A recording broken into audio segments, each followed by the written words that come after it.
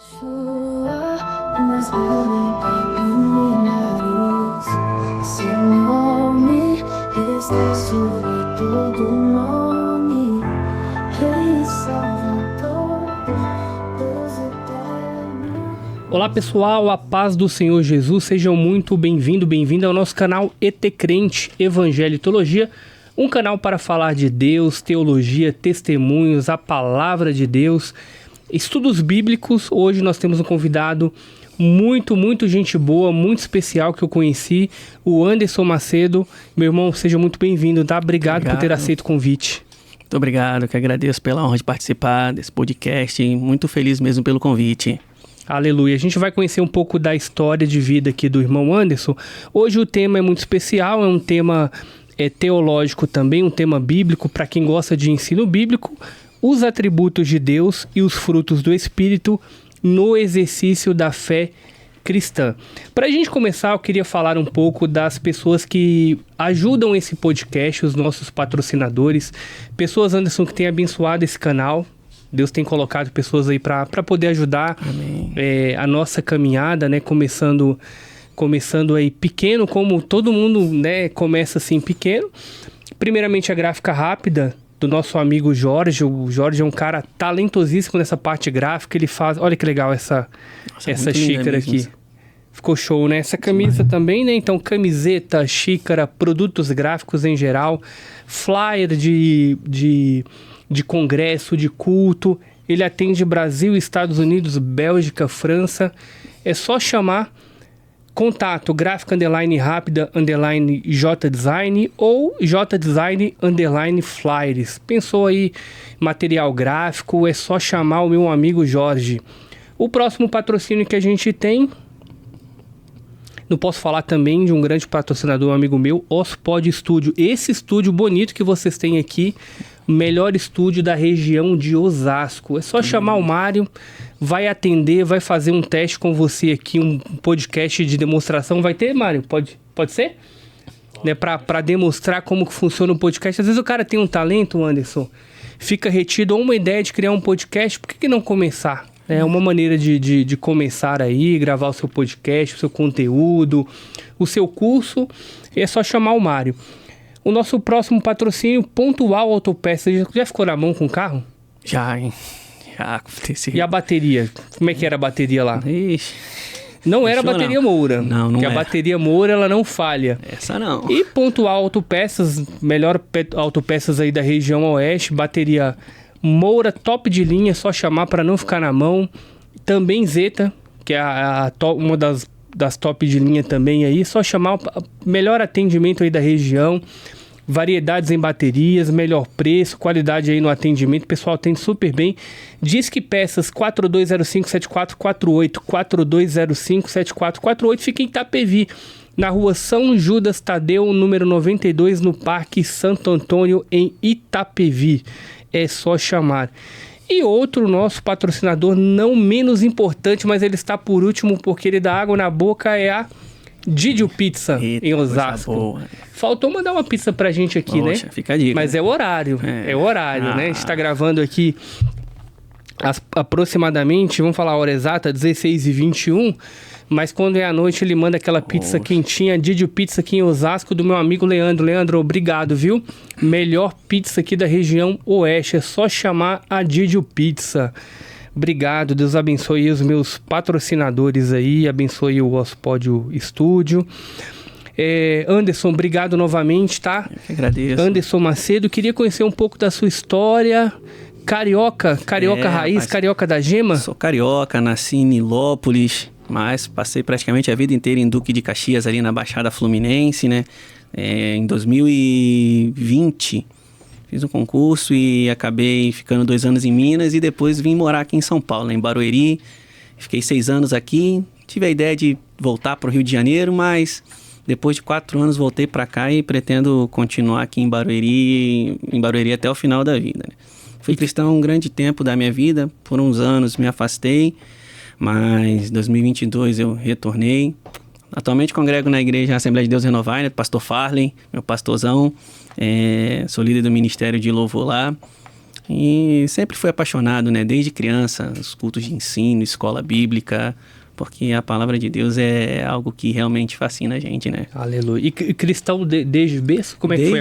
Desde que me entendo por gente, sempre fui cristão. Graças a Deus, não tive muito de experimentar uma vida fora. Até quando me afastei, eu era aquela pessoa que estava afastada, mas estava sempre dentro de casa, né?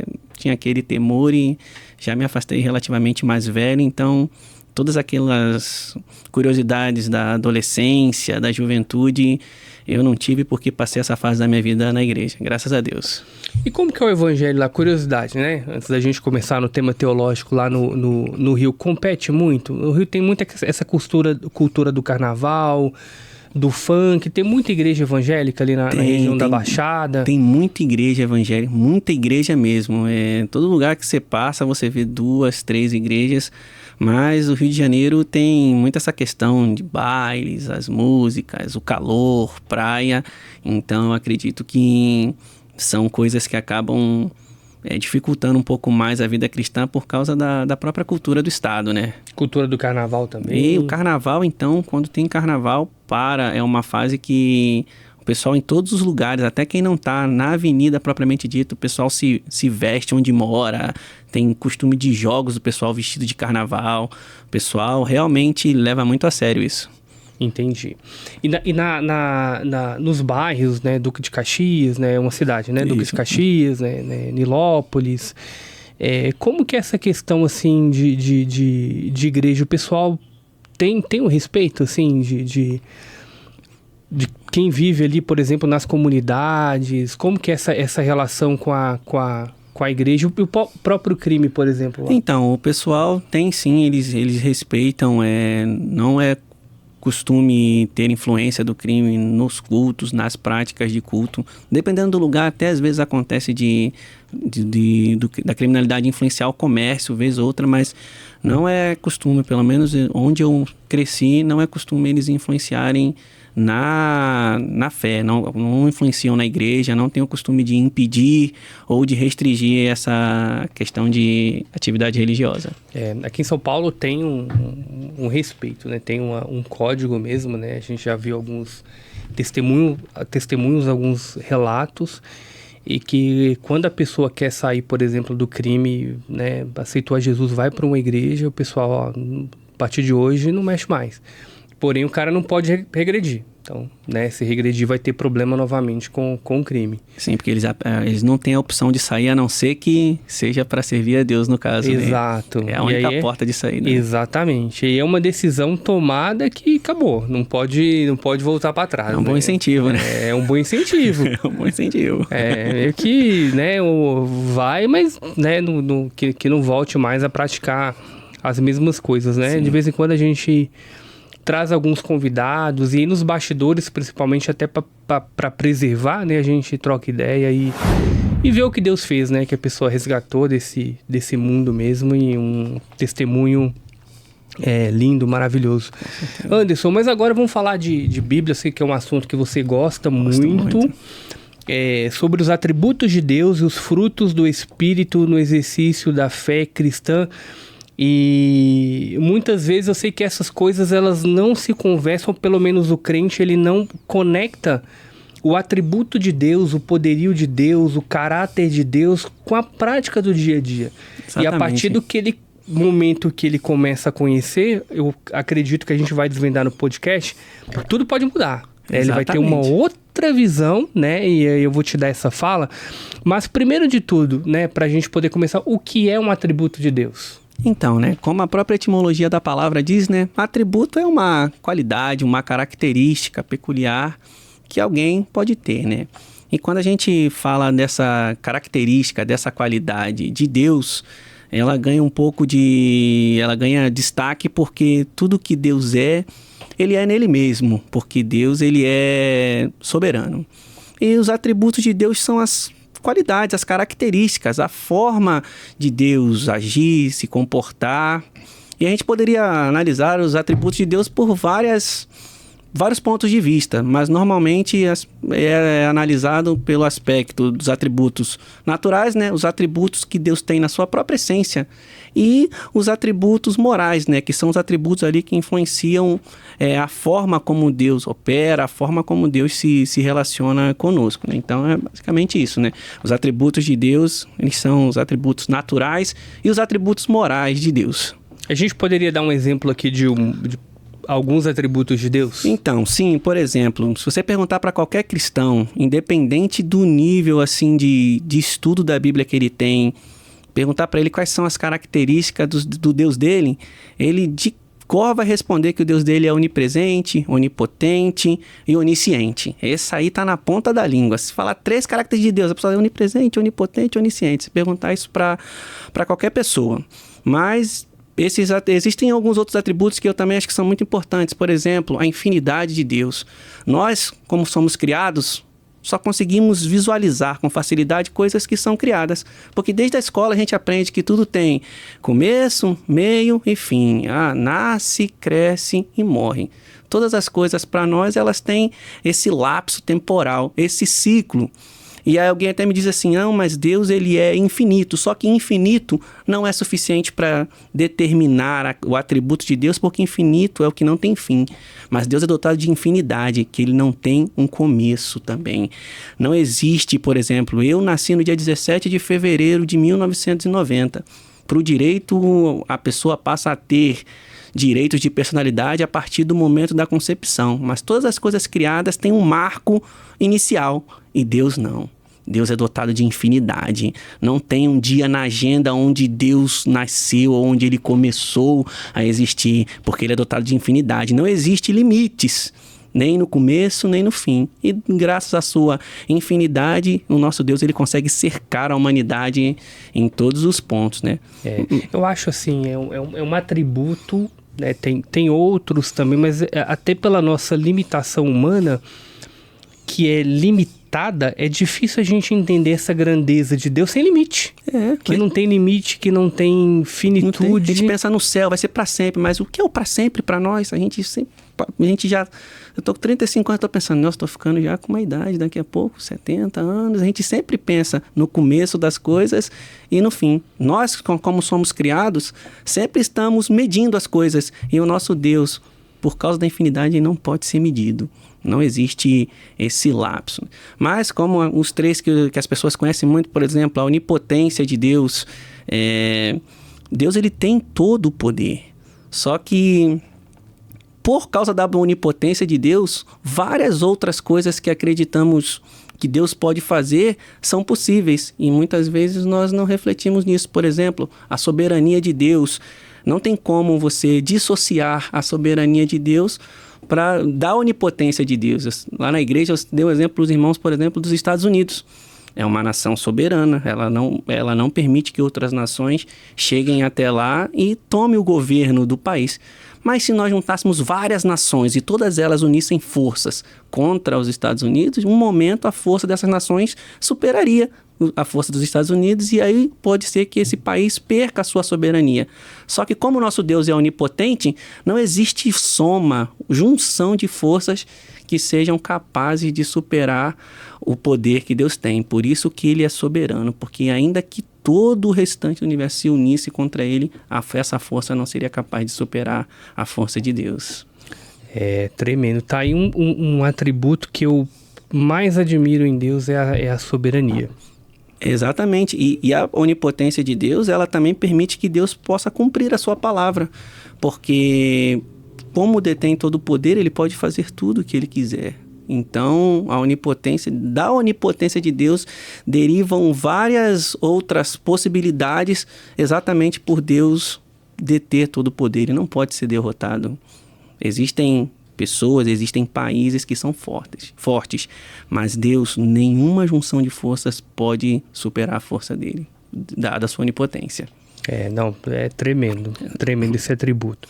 E a gente não pode desassociar também a questão dos frutos do Espírito. Tem muita gente que tem dúvida a respeito dos frutos do Espírito, assim como os atributos de Deus.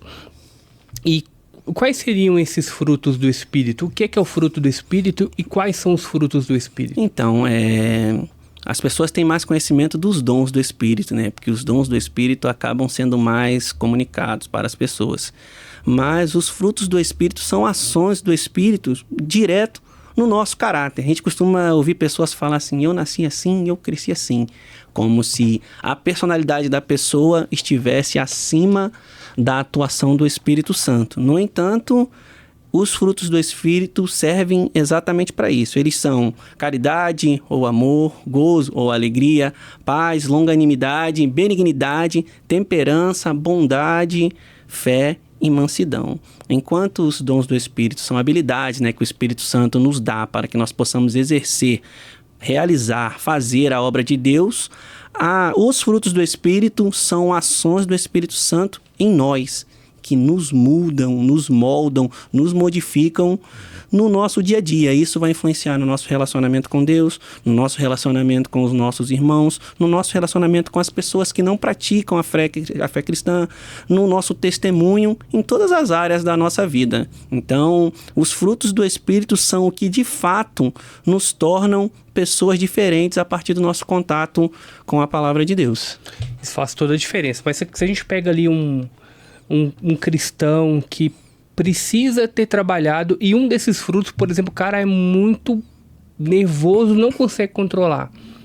Aí precisa ali... Precisa. Né? Tem fruto aí que não está sendo evidenciado, né? Exatamente. E, inclusive, os frutos do Espírito, eles são ignorados porque nós achamos que não há uma preocupação ou um cuidado de Deus quanto à nossa conduta, mas há uma expectativa de Deus acerca da nossa conduta. A Bíblia diz que nós estamos cercados de uma tão grande nuvem de testemunhas e muitas vezes nós pensamos que a ação do Espírito Santo, ela só é refletida no que nós fazemos em cultos, por exemplo, como se o Espírito Santo não tivesse o cuidado de operar e de mudar a nossa personalidade e o nosso caráter.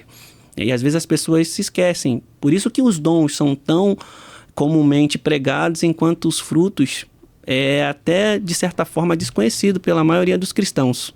É pouco pregado. Exatamente. Até porque os frutos do Espírito, eles têm um poder muito grande de nos confrontar.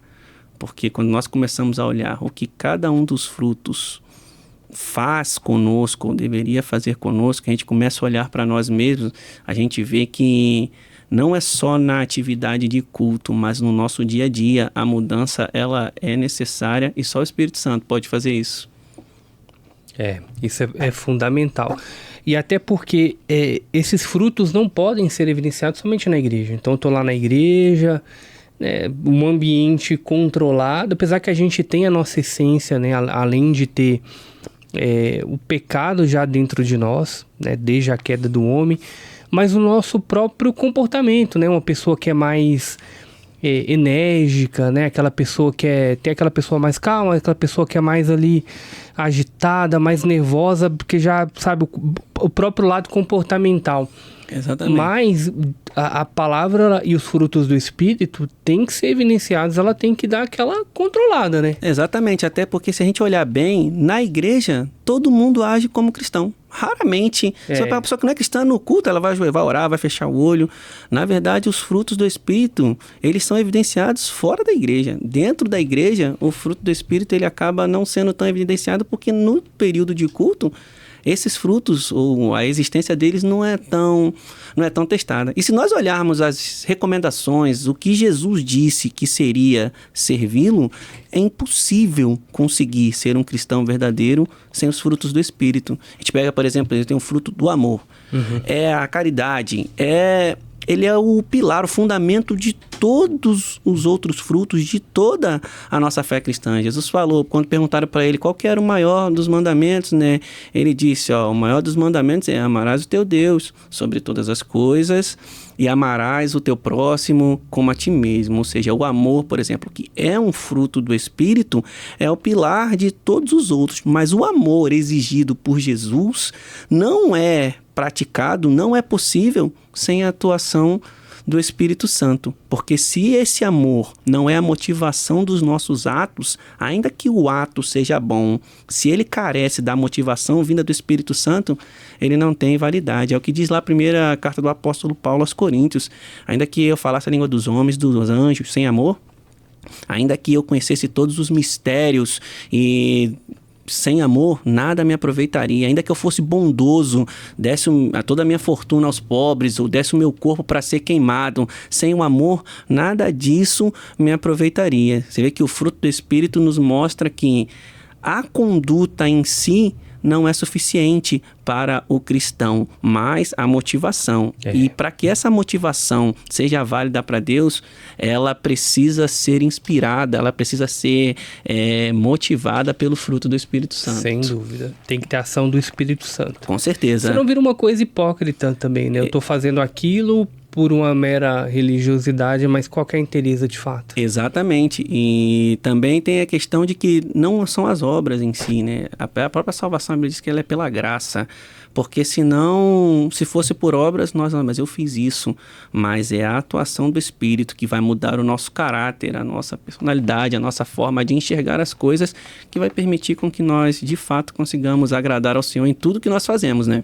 Muito bom. Então, para a gente recapitular, são quantos frutos do Espírito 9. a gente tem? São 9 frutos. Isso. Aí o primeiro seria? O amor, né? A caridade. É a base. É a base de todos. Aí, por exemplo, citar mais o gozo ou a alegria, né? Isso aí varia de traduções. E esse é um fruto do Espírito que eu gosto muito, porque a alegria vinda do Espírito Santo, ela é diferente daquilo que nós sentimos de acordo com as circunstâncias que vivemos. Por exemplo, está chegando agora dezembro, um período que o pessoal fica feliz, né? Se reúne, se abraça, come panetone e aquele negócio de virada do ano, aquele clima de fim de ano, o pessoal costuma se alegrar. Mas o fruto do Espírito, que é a alegria, é diferente, porque ainda que as circunstâncias não sejam as melhores, o Espírito Santo permite que nós continuemos a ter esperança, continuemos a louvar, continuemos a agradecer. Ou seja, o cristão que tem o Espírito Santo, ainda que ele passe pelos momentos mais difíceis, a esperança, o desejo dele de louvar a Deus nunca se apaga, nunca morre. Mas essa alegria, só o Espírito Santo que pode nos conceder. É tipo, recebi uma notícia aí, infelizmente perdi o emprego, tô muito chateado, muito triste, mas ao mesmo tempo eu tô com a perseverança em Deus e feliz em casa sabendo que Deus está no controle de tudo. Exatamente, eu sempre falo até com os meus irmãos que todo crente já passou por um momento em que tudo estava difícil, mas do nada ele sentiu uma coisa boa, ele sentiu um alívio, do nada. De repente está tudo errado, mas ele sente aquele alívio, ele nem sabe por quê, ele não... É o Espírito Santo, porque quando nós lembramos, nós temos um Deus que pode tudo, ainda que esse momento seja difícil, é o que o salmista disse, né? O choro, ele pode durar uma noite, mas a alegria, ela vem pela manhã. A alegria que o Espírito Santo nos proporciona não permite que a tristeza tome conta de nós, não permite que a desesperança invada o nosso ser. Ainda que a situação seja difícil, o crente sempre tem um motivo para ter esperança, para ter alegria, por causa do Deus que ele serve. Mas essa alegria só é proporcionada pelo Espírito Santo. O Anderson, eu creio que também um outro ponto é enxergar essa alegria e ao mesmo tempo louvar a Deus em pequenas coisas. Às vezes, no mundo que a gente vive, né, tão materialista e triunfalista também, a gente vê muitas igrejas indo por uma linha triunfalista de vitória, de chave, de casa, de carro, e aquela construção no imaginário, quando a gente vê que o evangelho é algo totalmente diferente, né? Mas numa simplicidade, por exemplo, você está ali com a sua esposa, com seus filhos, está tomando café na mesa, e a graça de Deus e a alegria de Deus ali e você nessa sente... essência, e você sente. Um versículo que é muito comum de a gente ver em cultos de ação de graça, por exemplo: que darei eu ao Senhor por todos os benefícios que me tem feito? De que forma eu posso demonstrar alegria? O primeiro exemplo do salmista é: tomarei o cálice da salvação do Senhor. Nós temos, por exemplo, na salvação um motivo para se alegrar sempre. Se tudo estiver errado, se não tiver nada, você vai: Jesus morreu por mim. Eu choro aqui hoje, mas eu vou estar num lugar onde eu não vou chorar nunca mais. Ninguém vai desfazer de mim, ninguém vai me humilhar mais. Ele vai enxugar dos meus olhos toda lágrima, não haverá dor, não haverá tristeza. Então o Espírito Santo nos faz lembrar disso. E esse é um fruto que ele gera em nós. Porque quando nós não temos o Espírito Santo, a tristeza toma conta de nós. Porque a vida realmente é difícil, né? Nós temos aflições, mas o Espírito Santo nos lembra que há motivos para se alegrar, ainda que esses motivos não estejam aqui nessa terra, mas nós temos uma esperança que não vai falhar e o Espírito Santo não nos deixa esquecer isso, né? Eu creio. E então nós temos esses dois primeiros, né? Isso. Então o amor, a alegria, o gozo. Isso. E aí o terceiro seria? Paz. A paz. O pecado, ele causa em nós exatamente o contrário, né? Ele tira de nós a paz, né? Tanto que o cristão, quando nós erramos, nós nos sentimos logo distante de Deus. E o pecado, ele fica ali na nossa cabeça. Você errou. Mas o Espírito Santo, ele tem a capacidade de nos trazer uma paz. Jesus disse para os discípulos, né? Eu deixo-vos a minha paz vos dou. Mas eu não dou a vocês essa paz que o mundo dá. A paz que Deus nos dá é diferente. Ela nos permite ter tranquilidade, ainda que os momentos sejam os mais difíceis possíveis. E além de tudo, essa paz, ela vai se opor a dissensões, confusões, problemas, brigas. O cristão que tem o fruto do Espírito, isso inclusive é um conselho bíblico em Hebreus, né? Seguir a paz com todos. Mas a paz do Espírito Santo, ela nos permite ficar tranquilos em situações adversas. Ela permite que nós tenhamos a capacidade de nos evadir de situações que podem causar conflitos. Porque existem pessoas que acreditam que a sua personalidade é irremediável, mas ela só vai ser se não tiver o Espírito Santo, porque o Espírito Santo tem o poder de atuar no nosso caráter e remediar até aquelas pessoas que chutam o pau da barraca, que roda a baiana, porque o Espírito Santo coloca em nós a paz que vai nos tirar dessas situações de conflito. A paz que excede todo o entendimento. Exatamente. O bicho tá pegando lá fora, o pau tá moendo na empresa, mas você tá em paz.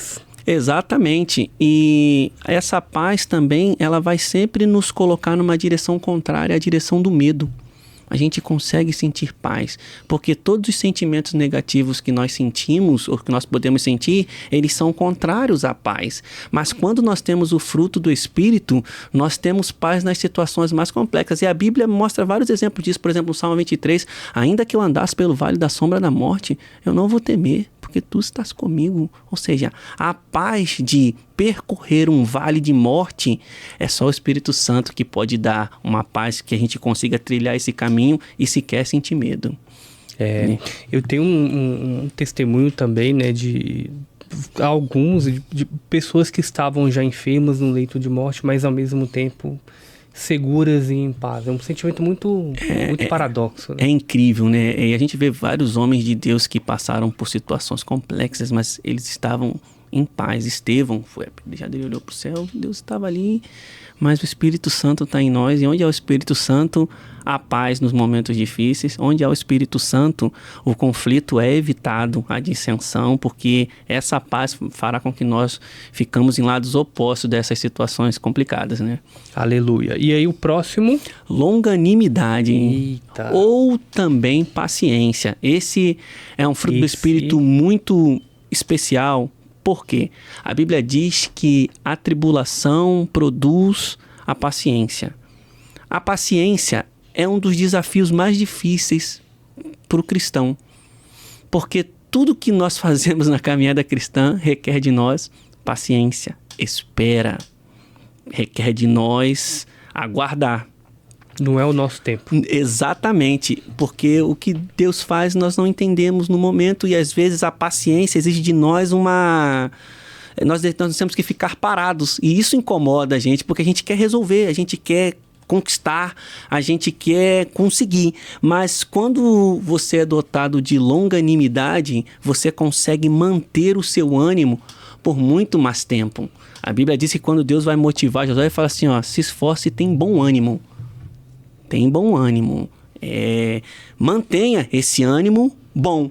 E para que nós passemos pelas dificuldades que a vida cristã apresenta, sem deixar o nosso ânimo cair, só com o Espírito Santo, só com a ajuda do Espírito Santo, que pode criar em nós ou fazer nascer em nós o fruto chamado longanimidade ou paciência. E o incrível é que a paciência, ela não é só um sofrimento, como muitas pessoas entendem, né? Para muitas pessoas, esperar é só sofrimento. Mas se você espera em si mesmo ou se você espera de outra pessoa, realmente você sofre. Mas quem espera em Deus não sofre. Salmo 27:14 diz lá, né? Espera no Senhor e anima-te, e Ele fortalecerá o teu coração. Quem espera no Senhor, o coração é fortalecido, porque a nossa esperança é certa.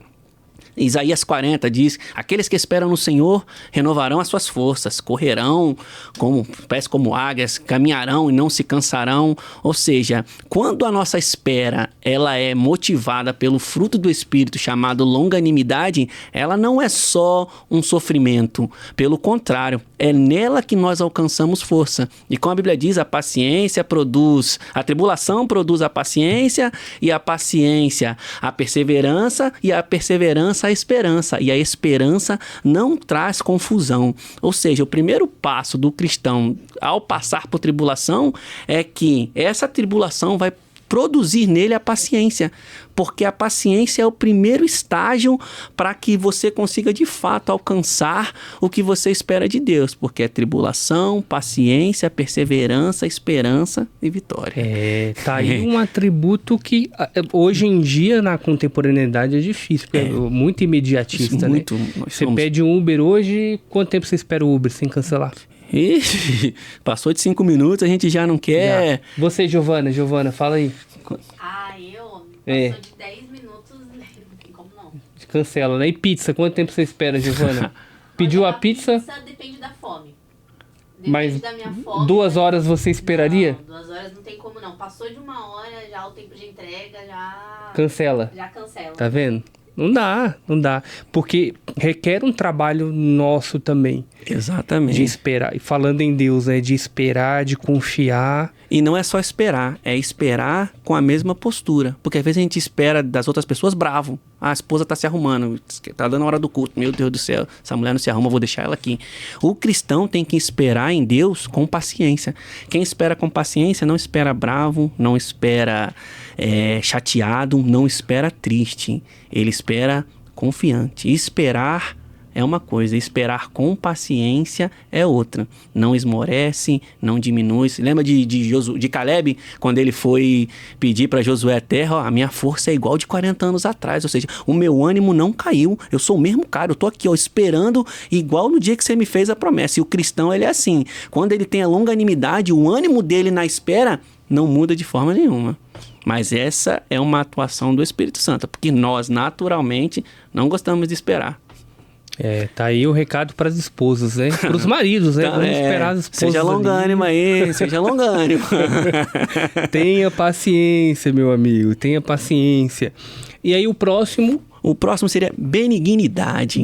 Ou, em algumas traduções, amabilidade, que parece sinônimo da bondade, mas na verdade a benignidade sim é um fruto do Espírito que tem muita ligação com nas nossas relações interpessoais, as relações que nós temos com as outras pessoas.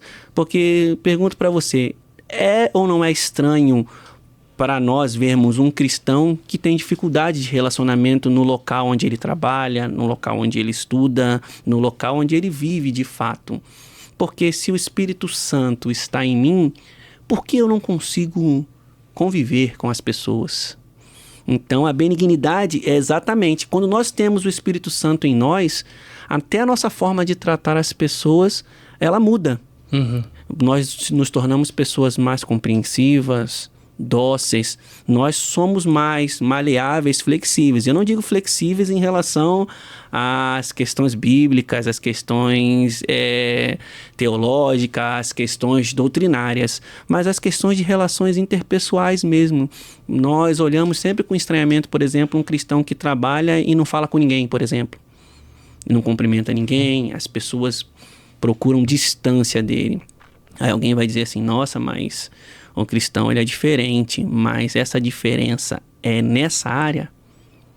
Não, porque o Espírito Santo, através da benignidade, ele faz com que nós consigamos exercer a compaixão, a misericórdia, porque sem esse fruto é impossível. Porque senão nós seríamos cristãos e só falaremos entre nós. Aí já não seria mais aquilo que Jesus... Nós não faríamos aquilo que Jesus nos ordenou, né?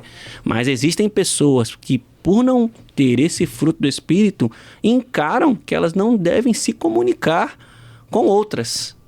Elas são carrancudas, elas são distantes, indiferentes, sendo que não existe, na verdade, na Bíblia, essa orientação que nós sejamos duros demais, grossos ou até ignorantes com outras pessoas. Pelo contrário, através do Espírito Santo, nós podemos ser amáveis, dóceis, gentis, e através disso nós vamos abrir a porta para que essas pessoas se aproximem, e aí vamos ter uma oportunidade de mostrar para essas pessoas que existe um caminho que vai nos levar até o Pai, ou seja, Jesus Cristo, né? Tem algo interessante, né? Nós discutimos sempre no seminário, o seminário pegava fogo algumas coisas, e um termômetro que a gente sempre falava para igrejas sadias é que, cara, acabou o culto, o pessoal precisa ficar pelo menos ali 20, 30 minutos. Não pode acabar o culto e ir embora para casa. Tem algo errado. Se acabar o culto porque não quer se relacionar, aquela comunhão não já existe mais. Já é uma igreja que a gente vê que a comunhão está fortalecida. Você vê lá, acaba o culto, você fala, pessoal, vambora, porque precisa fechar, precisa ir embora para casa, né? O pessoal não conversa, né? O pessoal não conversa. E essa questão ela é tão séria que você agora para e pensa comigo. Existem igrejas onde há membros que não se falam. Eles têm um problema público entre eles, não se dão. Por que isso acontece dentro de uma igreja? A ausência do Espírito Santo. O cristão não pode ser uma pessoa que preserva uma dissensão, que mantém isso. Isso não é para acontecer na igreja. A igreja, o relacionamento entre os cristãos é um relacionamento de perdão, de evitar que aconteça a coisa. Porque se nós fôssemos sempre amáveis, a gente não teria problema nunca, né? Às vezes eu falei um negócio e a pessoa assim, não, mas ele não falou de propósito, então desculpa, Bruno. Eu falei isso, mas é porque eu estava nervoso, mas me perdoa. O cristão que tem o Espírito Santo, ele é amável, ele é dócil, ele é maleável. Se isso não acontece, alguma coisa está faltando para esse cristão. Exato, exatamente. E é um atributo que, se você não tem esse fruto, você pode pedir o Espírito Santo para te dar amor, te dar paz. Com certeza. Te dar o trato ali com o irmão. E aí é algo que você pode adquirir, talvez é algo que você precise de ajuda. Você veio ali, né, do seu passado carregando coisas e coisas e coisas, você precisa de ajuda. Exatamente. E o Espírito Santo está ali para te ajudar, mas precisa tratar, né, até de uma forma psicológica algumas coisas e encaixar, colocar a sua vida em ordem aí, né? E às vezes nós vemos que nós não conseguimos evoluir na nossa fé cristã porque nós ignoramos os frutos. E são os frutos que vão nos mudar. Às vezes nós vemos pessoas que são anos e anos na igreja e você não vê mudança nela. Por quê? Porque em nenhum momento o foco dela foi o fruto. Às vezes a pessoa chega na igreja, ele quer pregar, por exemplo, mas ele não se preocupa com a mudança que ele tem que ter. E uma coisa que eu falei na minha igreja uma vez, voltando até na paciência, quando nós estamos em situações difíceis, o que nós oramos para Deus é o quê? Vitória. Nós queremos a vitória. Mas na verdade a nossa oração sempre deveria ser paciência. Porque é a paciência que produz a perseverança. E é a perseverança que vai produzir a esperança. O crente fica desesperançoso porque ao invés de pedir paciência, ele quer a vitória. Mas às vezes a vitória naquele momento não vai produzir nele o resultado que Deus quer produzir.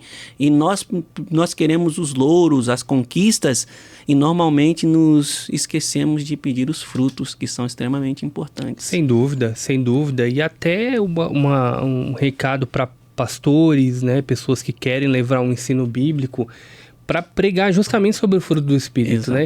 Você vê a maioria das mensagens hoje é mensagem de triunfalista. A igreja brasileira principalmente uma igreja neopentecostal, é chave de carro, é chave de apartamento, casa, mansão. E quando o verdadeiro evangelho vai colocando a pessoa ali de lado, né? O confronto. Aí umas igrejas pensam muito nessa questão de vitórias, de triunfo, e outras cultivam uma espiritualidade exagerada e que só tem valor no momento de culto. Naquelas 2 horas ali você voa, sapateia, roda e fala, mas acabou o culto. Quem é você? quando as pessoas que não são cristãs olham para você, o que elas têm a dizer sobre você? E isso é só o fruto do Espírito. Você pode falar 75 línguas estranhas na tua igreja. Se lá no trabalho você não for alguém que tenha amabilidade, essa pessoa nunca vai lá ouvir a palavra de Deus na tua igreja. Nunca vai. Se você não é maleável, se você não responde às pessoas bem, por exemplo, se você não tem paciência, o relacionamento com Deus nunca vai evoluir, porque paciência é a nossa rotina. Nós estamos esperando o tempo todo. A nossa maior promessa é uma espera. É algo que nós temos que esperar, porque às vezes a gente pensa, Jesus podia voltar, mas enquanto ele não volta, eu estou esperando aqui feliz, estou esperando, dando o meu melhor, fazendo tudo o que eu posso pela obra dele. Falou tudo, né? Tem que refletir o comportamento, né? Cara, tem uma história real, né, que aconteceu, foi uma discussão no trânsito. Então, 2 irmãos ali começaram a discutir, um correndo atrás do outro, fecha dali, fecha daqui, passa farol, discute, fala palavrão, aquela coisa toda. E aí, quando pararam os dois no mesmo farol, um olhou pro outro, eram 2 irmãos da mesma igreja. Nossa! Aí, cadê os frutos do Espírito, né? Envergonhados, foram embora, né? Foram tratados, mas os frutos do Espírito, fora da igreja, né? Externalizar na igreja a sua adoração é fácil, né? Mas fora da igreja, como é que fica? E o pior é que você vê que encara como normal. O que deixou o cara sem graça é ver que era um outro irmão da igreja. Exata. Como se o fruto só fosse expressado para os outros irmãos, mas não. Os frutos estão em todas as nossas relações, independente se é com cristãos ou não. Exatamente. E Anderson, e aí qual seria o próximo fruto do Espírito? Bondade. É parecido, né, pelo menos a nomenclatura com a benignidade, mas a benignidade ela é muito refletida nas nossas relações interpessoais. A bondade já é uma espécie de regra de conduta, é aquele desejo que o Espírito Santo cria em nós de fazer o que é certo. O cristão que tem o Espírito Santo, ele preza por fazer aquilo que é correto. Ou seja, quando o Espírito Santo está em nós, ele nos motiva a respeitar todas as regras às quais estamos subordinados, porque ele gera em nós esse desejo de bondade, não para agradar as pessoas, mas para fazer o que é justo, para fazer o que é certo. Eu lembro de uma coisa que isso aconteceu comigo ano passado, quando eu mobilei o apartamento que eu me mudei. Aí um amigo me ofereceu um negócio que tinha um monte de canal, tinha todos os canais de futebol, tinha Netflix, tinha tudo. E depois eu fui refletir, mas como é que isso tem tudo isso e a esse preço? Tem uma coisa errada. A matemática não tá batendo aqui. Eu sentado na minha sala e vi um negócio assim, sabe que tem que cancelar isso. Eu fui lá, cancelei. E o incrível, olha só como é que os frutos do Espírito realmente podem ser chamados de frutos. Eu comentava contigo ali fora que tem um amigo meu que ele aceitou Jesus num culto lá no meu trabalho, 12:15. Quando a esposa dele, que era católica, ouviu eu falando isso, que eu cancelei aquele aplicativo por causa disso, ela achou incrível, porque na cabeça dela todos os cristãos eram pessoas extremamente moralistas que falavam, mas não faziam. Aí ela viu um cristão sendo incomodado pelo Espírito Santo para fazer o que é correto, e aquilo motivou ela de uma forma que ela criou uma curiosidade de conhecer. E hoje ela é líder do Ministério de Louvor junto comigo, tá lá, aceitou Jesus, se batizou, apresentou os filhos, ou seja, os frutos do Espírito não têm esse nome à toa. São coisas que realmente vão produzir para o reino, mas para que nós possamos produzir, nós temos que ter esses frutos, né? E só dá para ter esses frutos se nós de fato tivermos um relacionamento com o Espírito Santo. Não, sem dúvida. Teve um amigo meu, eu sempre fui um cara chato, né? Aquele cara, por exemplo, você vai no shopping, tem uma porrada de vaga no estacionamento, tá vazio o shopping, e aí tem as vagas de idoso, mas eu falo, não pode parar na vaga de idoso, mas o shopping tá vazio. Não, a gente não vai parar porque não pode. Exatamente. E quando eu era mais jovem, um amigo meu, e né, eu sempre fui muito, muito chato com isso, né? Ele queria comprar alguns DVDs, né? Na época era Marco Feliciano, né? O pessoal dos Gideões e tal. Só que era caro. De fato, era muito caro, né? DVD de música, CD de música, Diante do Trono. Aquele lá do Ministério Apacentar de Nova Iguaçu. Os originais eram muito caros. Videogame também, tem muito aqueles videogame que o pessoal vende também, os jogos baratos e tal. E aí ele foi na região lá da Santa Ifigênia, eu falei, cara, não compra, né? Eu acho que não é correto, melhor você comprar um original. Não, vou comprar e tal. E aí foi lá na região da Santa Ifigênia, comprou uns 20, chegou em casa, não funcionou. Nenhum. Falei, ó, eu avisei.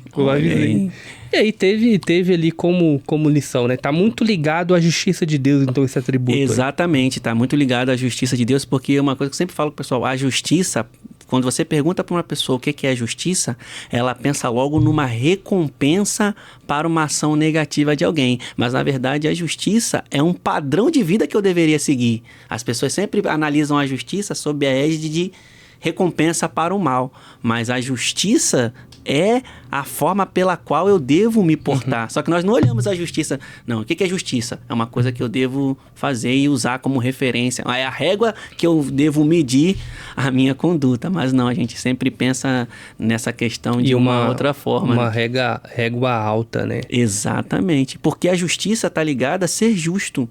E quando eu falo ser justo, o Anderson, não é dizer o que é justo, é fazer o que é justo.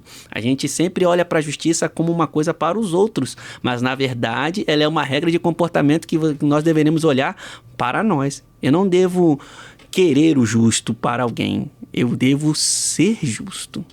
Tanto que quando a justiça de Deus, ela está ligada à forma como Deus é naturalmente justo, e não só na questão de recompensar o mal que alguém fez ou o bem, mas por ele ser justo na sua conduta, né?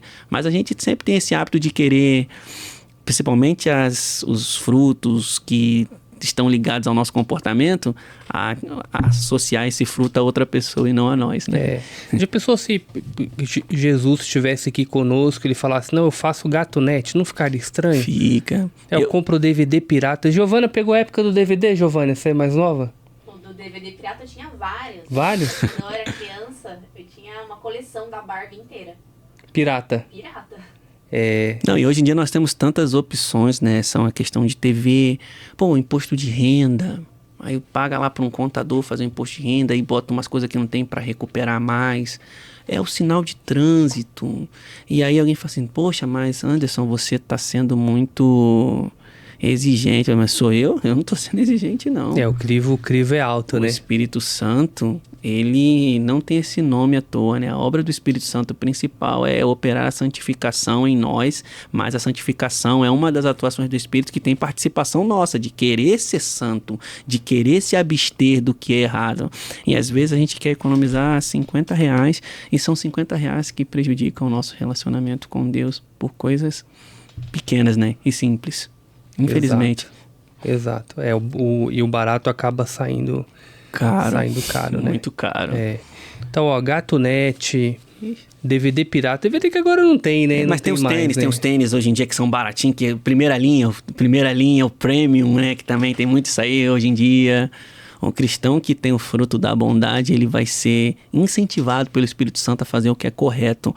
Ainda que o que é correto seja simples ou aparentemente pequeno, para Deus isso é extremamente importante. O crivo é muito, muito alto, né? Muito mesmo. Tem que seguir esse padrão. E aí, qual seria o próximo? Esse inclusive é o último, é fé ou fidelidade. E a fé, ela tem uma peculiaridade como fruto, porque a fé também ela é citada como um dom. Ou seja, a fé tem as suas multifacetas, né, no exercício da obra cristã. Só que a fé como fruto, ela está mais ligada à fidelidade. E ela se relaciona, de certa forma, com a bondade, porque a fidelidade que a fé como fruto quer dizer é exatamente a manutenção dos padrões que Deus exige de nós, né?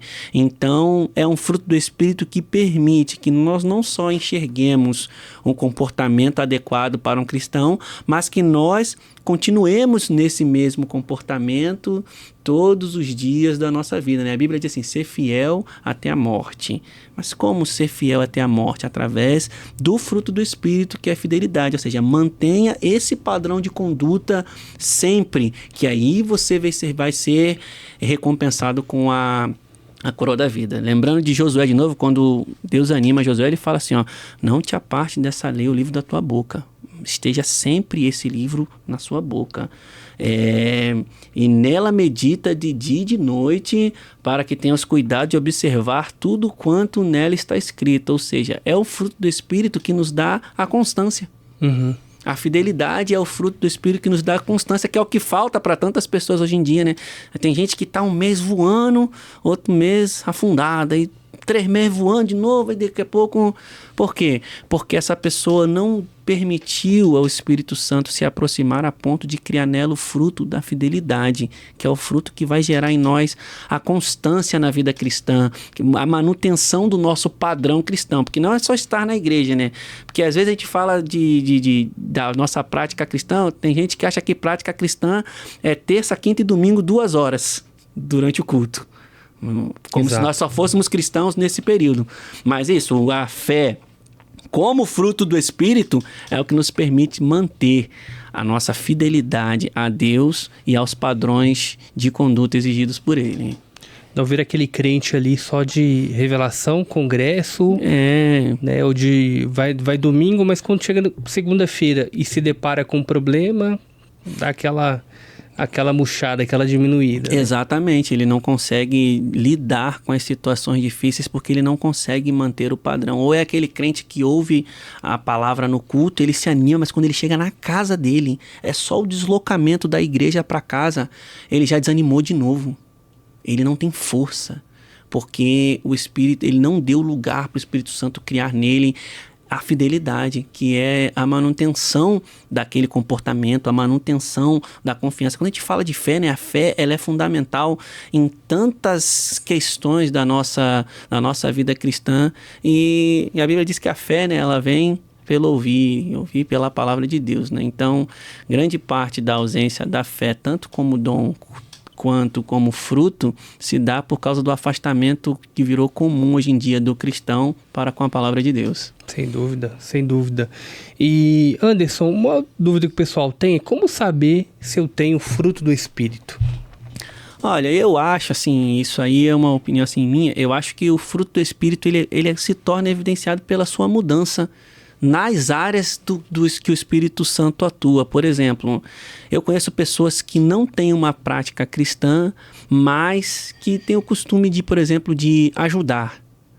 Mas quando a sua ajuda ela é oriunda do fruto do Espírito, a sua motivação se torna o reino, a obra de Deus. Existem pessoas que são mansas porque elas só são calmas demais, mas quando essa mansidão é a atuação do Espírito Santo, você é manso porque você reflete que o cristão precisa ser assim. Então eu acho que como os frutos do Espírito são comportamentos que às vezes são praticados por pessoas que não professam a fé cristã, a forma mais clara de você identificar isso é na motivação. Tanto que lá em Coríntios 13 fala, né? Ainda que eu falasse a língua dos homens, você está falando a questão do conhecimento. Existem pessoas que não servem a Deus, mas que têm muito conhecimento. Mas quando o motivo do seu conhecimento ou o objetivo daquele seu conhecimento é a obra de Deus, ele é motivado pelo amor, você percebe, não, realmente isso aqui é um fruto do Espírito. A gente vê a passagem do jovem rico, você cumpre os mandamentos? Cumpro desde a minha mocidade. Pô, tá bom, então vende o que você tem, dá aos pobres. Aí ele se entristece, sai. Se nós vemos que, infelizmente, o cumprimento dos mandamentos não tinha a motivação correta. E o Espírito Santo e os frutos do Espírito agem na nossa motivação, porque eles agem no nosso caráter. A oferta da viúva pobre é a mesma coisa. Era um negócio, na cotação de hoje valeria meio centavo que aquela mulher deu. Jesus falou que ela deu mais do que todos os outros que davam o que sobrava. Ou seja, ofertar não é um fruto do Espírito, mas quando a sua oferta é motivada pelo amor à obra, aí sim é um fruto. Então, às vezes na ação você não identifica, mas na motivação é certo você identificar quando é um fruto do Espírito ou não. Sem dúvida, a motivação correta, né? Exatamente. E aí, cara, tem uma aqui que esse fruto do Espírito pega, que é sobre mansidão. O que é ter mansidão? Olha, a mansidão é um fruto do Espírito que tem... Giovana é braba, Giovana? pouquinho. Ó, Então, a mansidão é um fruto do Espírito que traz para nós, assim, uma serenidade na nossa forma de agir. O cristão que é dotado de mansidão, ele não é dado à vingança, à retribuição negativa das ações que ele sofre. E eu me lembro que no meu trabalho me perguntaram assim: Moisés foi um homem mais manso. Mas por que Moisés foi um homem mais manso? Se não vejo nada do que ele fez, né? E aí quando a gente reflete que a mansidão, ela é um fruto que nos traz serenidade nas situações mais complicadas, eu me lembro de Êxodo 32, se eu não me engano. Deus chama Moisés e fala: Moisés, esse povo está corrompido. Eu vou destruir esse povo e através de você, Moisés, eu vou fazer uma grande nação. Moisés ouviu isso. Eu fico imaginando eu ouvindo isso. Você mesmo, né? Uma nação a partir de mim. Esse povo não passou esse tempo todo aí duvidando de mim, me desmerecendo. Só que aí Moisés fala assim: Senhor, o que os outros povos vão dizer? Um Deus que elimina o próprio povo. Tem misericórdia deles. Aí Deus se arrepende, não destrói o povo. Moisés, apesar da promessa de se tornar uma grande nação, intercedeu pelo povo e fez com que Deus não destruísse. É exatamente isso que é a mansidão do crente. Ela te tira dos caminhos que te levariam à vingança, à retribuição negativa quando alguém faz algo mal contra você. Ela te mantém sereno, ainda que as situações se apresentem contrárias a você. Na primeira carta de Pedro, capítulo 2, se eu não me engano, falando de Jesus, que quando Jesus ele foi maltratado, mas não maltratou. Ele foi desmerecido, mas não mereceu. Pelo contrário, ele perdoou aqueles que o atacavam. Essa é a mansidão. Eu sou atacado, mas eu não ataco. Eu sou denegrido, mas eu não denigro. Falam mal de mim, mas eu não retribuo com isso. E nós vemos que a mansidão, ela é um conselho de Jesus. Que Jesus falou assim, você tem que abençoar aquele que te maldiz. Isso é o quê? Mansidão. Você tem que perdoar aquele que te ofende.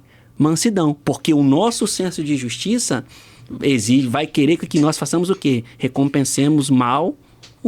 Mas a Bíblia diz assim: não te deixe vencer pelo mal, mas vence o mal com o bem. Isso é um exercício prático da mansidão. Ela te mantém sereno e evite que você pratique a vingança. Até porque a Bíblia diz que a vingança não é nossa, né? E esse exemplo que eu dei da briga ali no trânsito, né? Talvez se um falasse assim: não, o cara me fechou, tá tudo bem, vai embora. Exatamente. Vou ficar tranquilo, sereno. É exatamente o que a palavra quer dizer, né? Ser manso, você não morde, né? Igual você fala: esse cachorro é manso, ele não morde, ele não ataca. O cristão não ataca. Ele não é agressivo. Ele não é dado ao combate por causa da forma que ele é tratado. Pelo contrário, nós vemos exemplo disso nas ações dos grandes homens e de Jesus. Jesus falou, né? Eu sou manso. Eu sou manso.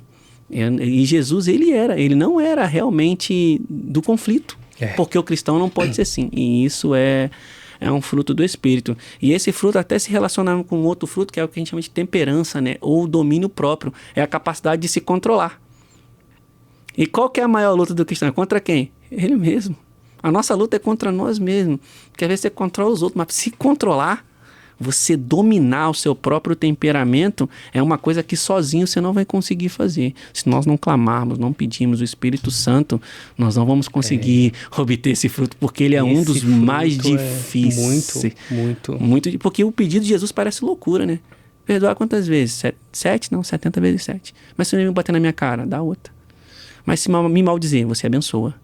Mas se ele me maltratar, você trata bem. Mas isso é loucura, isso é mansidão. Isso é mansidão. E só o Espírito Santo pode proporcionar isso. É difícil. Tem situações que é muito complicado, né? Um exemplo aí pra nós, homens, futebol.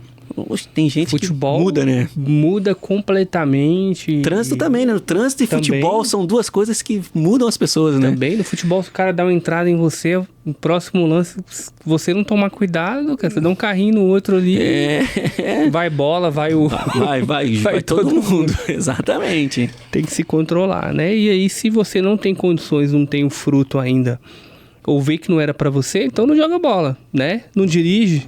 Exatamente, vai de Uber. Vai de O Uber. cara que não tem mansidão briga com Uber. Vai a pé, né? Vai a pé, que é melhor. Exato, exato. E aí, antagonicamente a isso, o crente pode ficar irado? Que nível que é que a gente tem dessa ira aí? Então, essa questão da ira é uma questão complicada também, porque, por exemplo, nós vemos lá em Efésios 4, se eu não me engano, fala: irai-vos e não pequeis, não se põe o sol sobre a vossa ira. Mas nós sabemos que os textos têm os contextos, né? Nós vemos que lá em Efésios 4, se eu não me engano, a partir do versículo 22, o apóstolo Paulo está dizendo como que deveria ser a nossa conduta quando nós nos tornamos cristãos. Então ele está dizendo: quem roubava não rouba mais, quem mentia não mente mais. E aí juntamente com isso vem: irai-vos e não pequeis, não se exponha ao sol sobre a vossa ira. Analisando o contexto, a ideia que passa é que irar é algo que não é recomendado. Não que seria possível você se irar e pecar. Até porque quando nós olhamos Salmos 4, se eu não me engano, são as mesmas palavras, mas com um contexto diferente. Mas quando nós olhamos os conselhos de Jesus, por exemplo, se você for ofertar e lembrar que seu irmão tem algo contra você, deixa a oferta, vai lá, se conserta com ele e depois sim você oferta. E a Bíblia também fala sobre a ira de Deus. Só que a ira de Deus, ela é uma espécie, ela é a aversão. Deus é santo, então não há espaço para pecado nele. Então, como ele é isento de pecado, ele tem a aversão ao pecado, não à pessoa. Ira no nosso vocabulário tem um sentido que conota muita violência.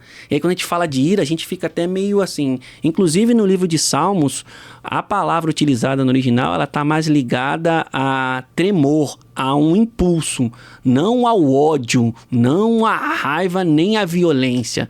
Então, assim, na minha opinião, a ira é uma coisa que o crente não pode ter, a não ser que ele tenha esse impulso negativo contra o pecado.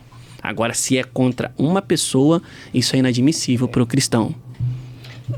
Talvez não significa que o cristão ali ele não possa ficar indignado. Exato. E lutar por algumas situações. Insatisfeito.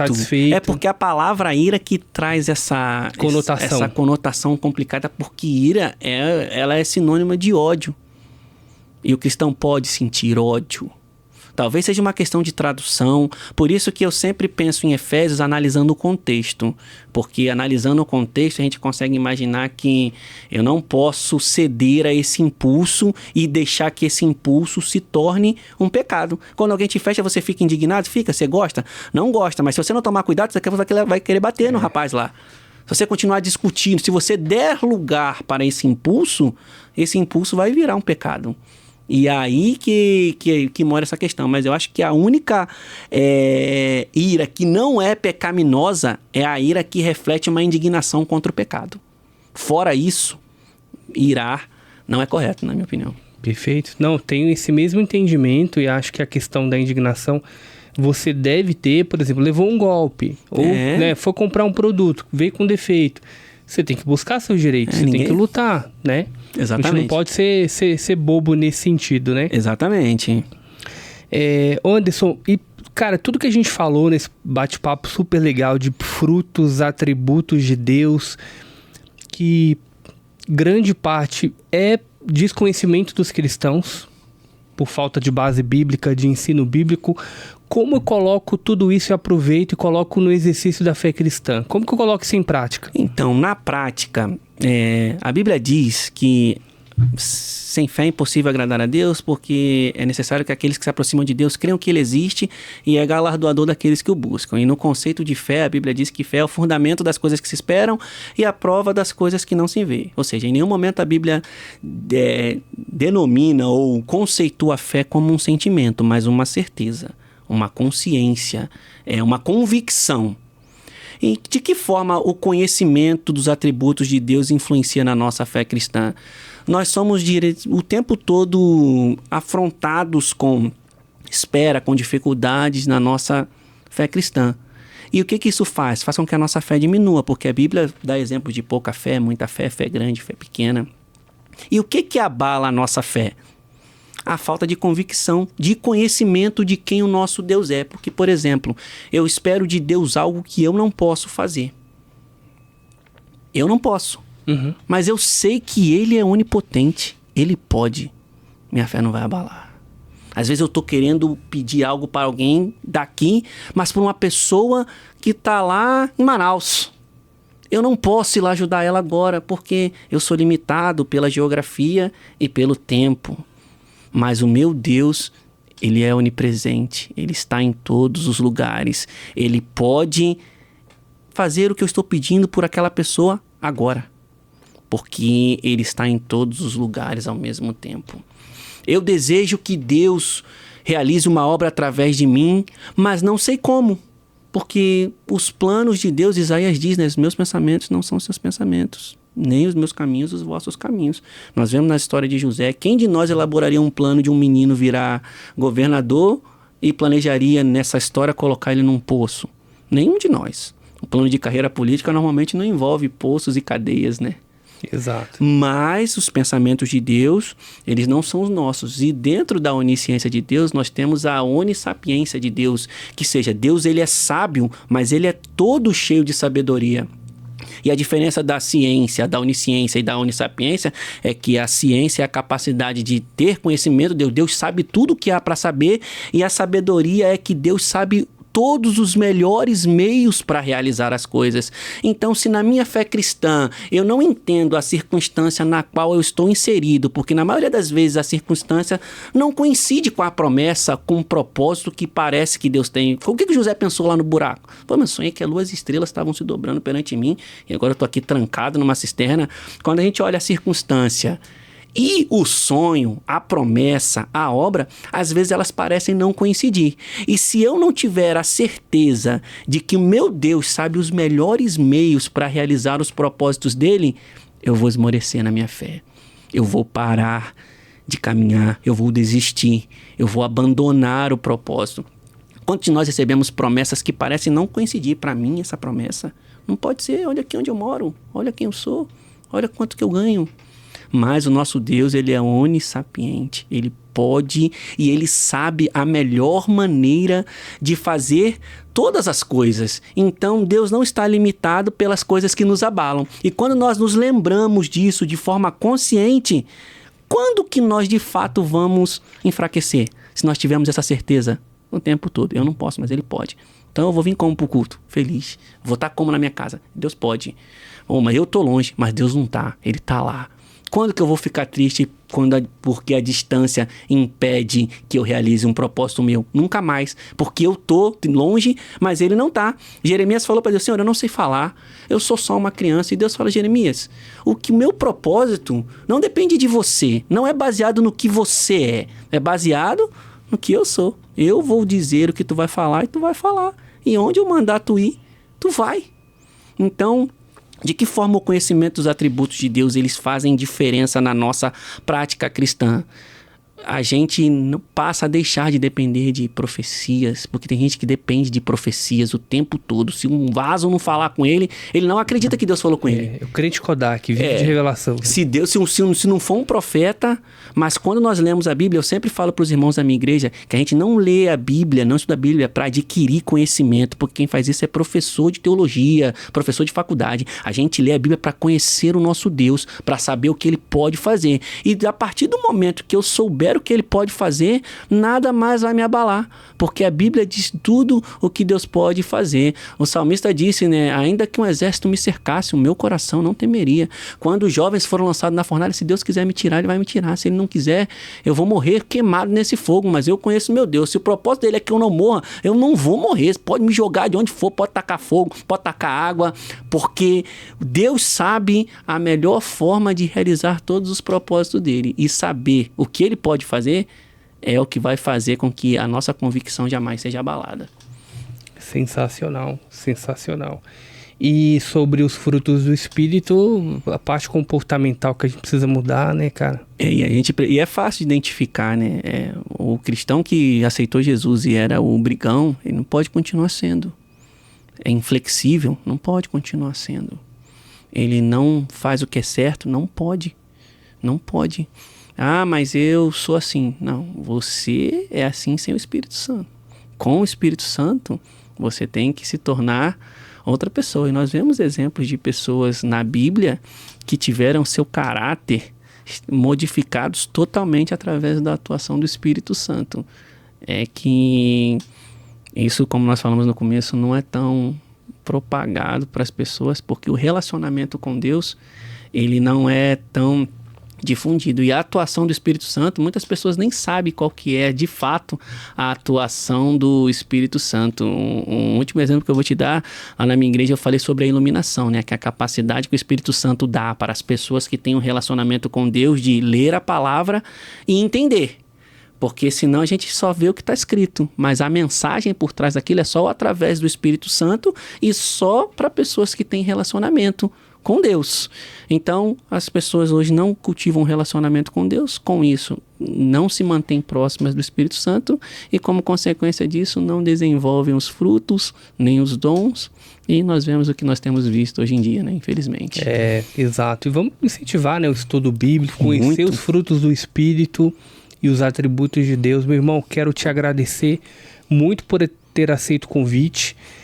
Fazer um novo convite para a gente poder falar, conhecer um pouco da sua história, da sua profissão. Opa, vai ser uma honra. Né? Você falou para mim que você trabalha no Exército Brasileiro e eu acho que o pessoal tem muita curiosidade a respeito dessa profissão e como que o cristão se encaixa ali, né? Sim, vai ser uma honra. Eu estou muito feliz mesmo por ter essa experiência, muito honrado pelo convite. Para mim é uma experiência incrível e é muito valioso, uma coisa que eu não vou esquecer nunca. Muito obrigado mesmo pelo convite. Imagina, tivemos uma aula aqui. Quero agradecer o pessoal de casa por ter acompanhado, pedir para vocês se inscreverem no Itecriente Podcast Evangelho e Teologia.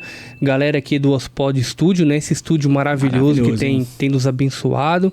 Pessoal de casa, Deus abençoe a sua vida e obrigado por tudo, tá? Valeu!